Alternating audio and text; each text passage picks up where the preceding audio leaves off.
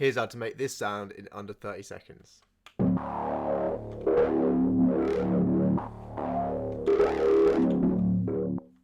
This is what it sounds like with just the oscillator, using this throat wavetable in the first oscillator, and that's it for the sound source. It sounds like this.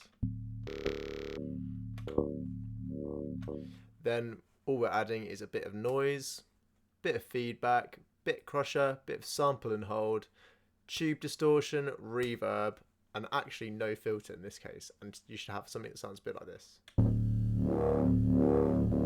Nice and wide, the reverb adds a lot of width. And the icing on the cake is this Fat Effects plugin, which is a clone of a Camel Fat, and it's actually native to Logic, so definitely start using this. The preset I've started with is the Sharp Spike preset, which adds a really nice resonant slow filter, and it sounds like this.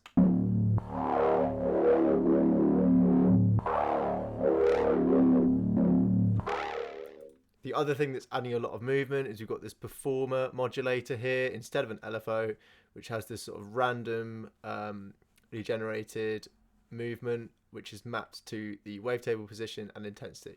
And that's how you make this sound. If you enjoyed this video, like and follow for more tips and tricks. Thanks for watching.